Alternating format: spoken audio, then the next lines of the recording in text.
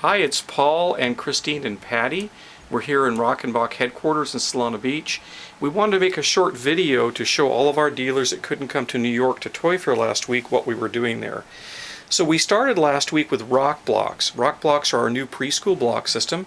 Christine's going to show you just how easy these are to stack together. They actually self-locate. The little cones that connect the blocks together actually help the kids locate them properly, and then they press together easily. Christine's actually building an airplane. This would be typical of what a 3-year-old would do on their own. My 3-year-old Roberto is doing this sort of stuff all the time, building trucks and cars and airplanes and adding wheels. Clearly, when I get involved, when Dad gets involved, ROK blocks are a lot of fun to play with, and things start to get a lot more sophisticated. So that's what Beto would build, and when we play together, we tend to do things like this jumbo jet, or like this tractor trailer. And Rokenboks will be coming in 2 sets, a standard introductory set for $19.99 retail, or the deluxe set that can make this jumbo jet or can make this tractor trailer and a really cool helicopter for $59.99 retail. Now from there we were demonstrating ROK Star, and ROK Star is our new control system. Everything is here in the ROK Star controller. There's no command deck, there's no keys, there's no wires. The first thing to notice about ROK Star is it actually has a little flashlight in it. And Christine's going to show you there's actually a red light that she's shining on her hands, and that's so the children can aim their ROK Star for logging on. So to turn on ROK Star vehicles, you press the red button with the R on it on each vehicle, and that powers them up. We're going to power up 4 vehicles: monorail and the forklift and the loader and the sweeper. Now to select a vehicle, Christine will just hit the dome on the vehicle with the flashlight. So now she's got the sweeper, and you see that she's got it under her control. If she wants to move to the loader, she just puts the flashlight on its dome, and she's got it. Or she can move to the monorail, and away it goes. Or she can pick up the forklift. So you just shine the flashlight on the dome of whatever vehicle you want, and you've got it. Another really fun thing you can do with ROK Star is you can select multiple vehicles if you want to. So if Christine holds that button down and moves that flashlight around to the different vehicles, she can actually take control of all 4 simultaneously. The next thing we were showing the dealers is the new Get Rockin' Building and Action set. This is a set designed for preschoolers. It comes with ROK blocks to build a really cool trailer. You can build a little airplane or a windmill. Comes with the front loading and dumping dump truck, the automatic conveyor, and the ROK dispensers.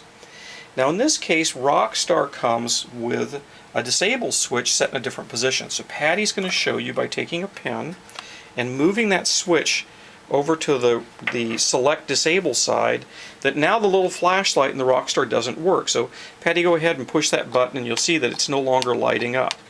Now the way that this works, when a 3-year-old powers up their dump truck, it's already linked to ROK Star. So Patty can take that now and actually just back into the dispenser, pick up a load of rocks, and then pull over to the conveyor and dump the rocks out. Now the neat thing about this feature is that you can have a dedicated controller for a vehicle like the dump truck. But as soon as Mom or Dad decides that their child is old enough, you just simply move the switch back to the other position, and you've got a fully enabled ROK Star controller. So now Patty can select that dump truck with the little flashlight, or she can move over here again to, say, the loader and log on to it.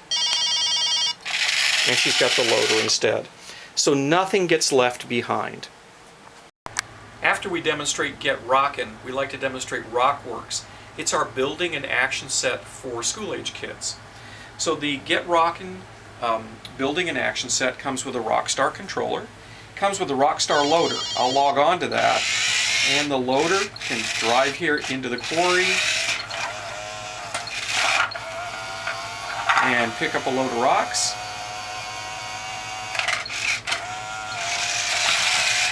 And back out again. Now a few new features in ROK Star that we haven't shown you yet are audio features.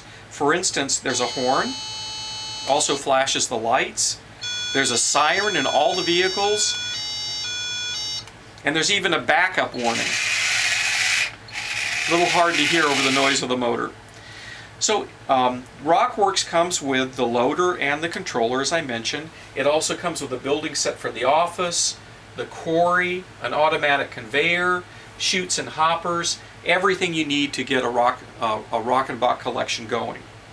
In total, there'll be 6 ROK Star machines available in 2010.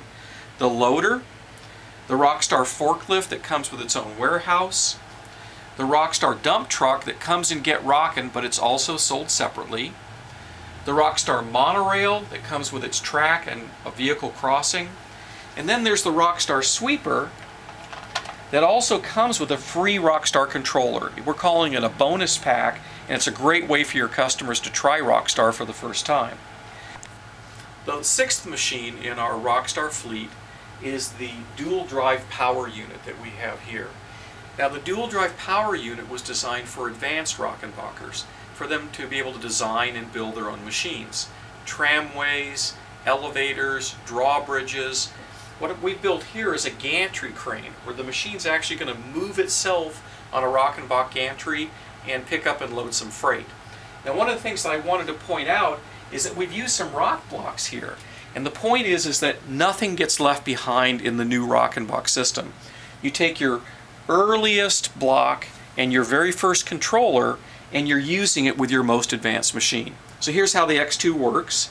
I'm going to pick up my freight with the winch drive and then use the cog drive to actually move it along the gantry. And when I get over my trailer, I just drop it down, and that's how the X2 works.